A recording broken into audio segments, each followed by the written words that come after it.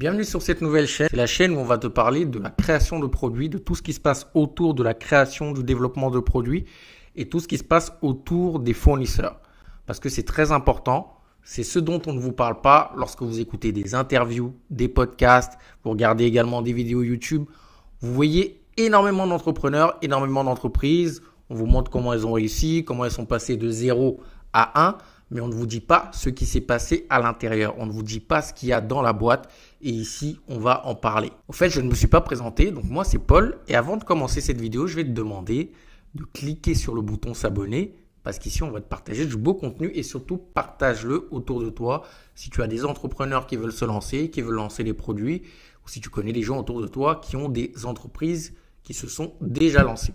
Alors, pourquoi justement on ne parle pas beaucoup de tout ce qui est fournisseur, de tout ce qui est création de produits, de tout ce qui se passe en fait à l'intérieur d'une entreprise avant que cette entreprise-là réussisse? Tout simplement parce qu'il y a des secrets cachés qu'on ne veut pas que vous sachiez. D'accord? C'est un milieu opaque. Le milieu des fournisseurs, c'est un milieu qui est très opaque. C'est un milieu où il y a beaucoup de secrets cachés, où il y a beaucoup de choses qui ne doivent pas être sues et vues du plus grand monde. Et donc, aujourd'hui, on va savoir et je vais vous dire pourquoi, en fait, on ne vous le dit pas lorsque vous voyez des entrepreneurs. Ils ne vous disent pas, en fait, ce qu'ils ont fait. Ils ne vous disent pas, quand j'ai pris mon produit, je suis allé chercher des fournisseurs, j'ai utilisé telle méthode, j'ai eu tant de refus. Et donc, le but ici, c'est de décortiquer un petit peu ça. C'est un milieu opaque, premièrement, parce que faut savoir que le milieu des fournisseurs est un milieu un petit peu old school. Où il y a beaucoup d'anciens, des gens de la vieille école, ce sont des anciens commerciaux, des patrons de PME, en France surtout, mais aussi à l'étranger. Et donc, ils ne sont pas très familiers avec le digital. Donc forcément, vous allez avoir un petit peu de mal à les retrouver sur Internet pour certaines entreprises.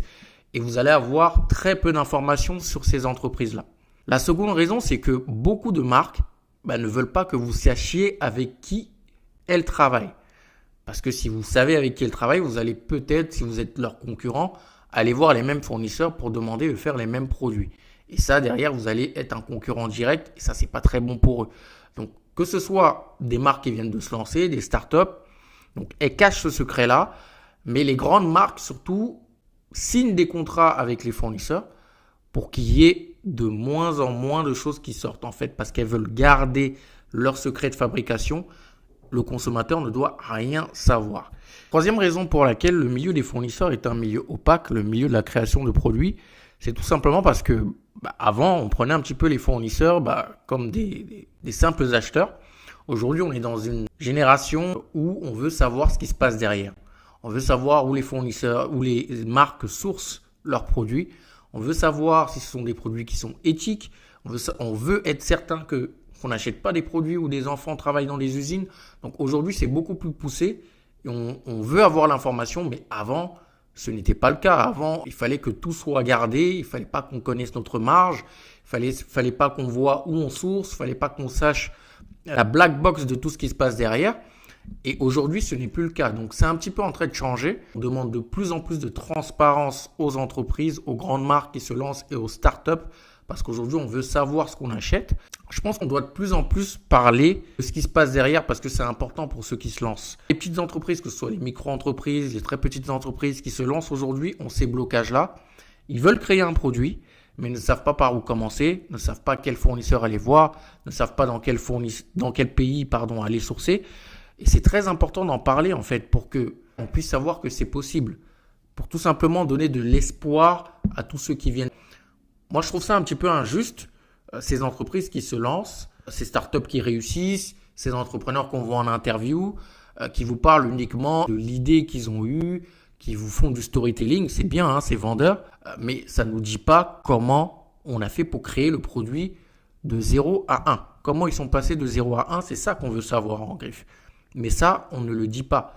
Et donc, je trouve ça un petit peu injuste parce qu'on n'enseigne pas, même si il y a des leçons qu'on peut apprendre en termes de storytelling, en termes de marketing, peut-être en termes de communication, en termes de hack sur les ads, etc.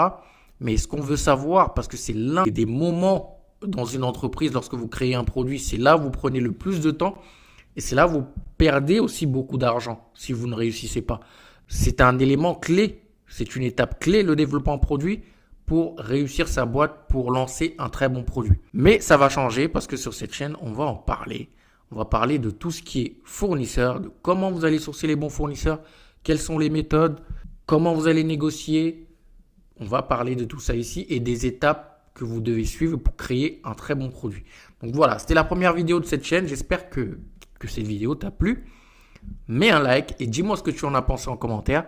Et n'oublie pas de la partager pour que la chaîne puisse grossir. Je te dis à la semaine prochaine. Ciao.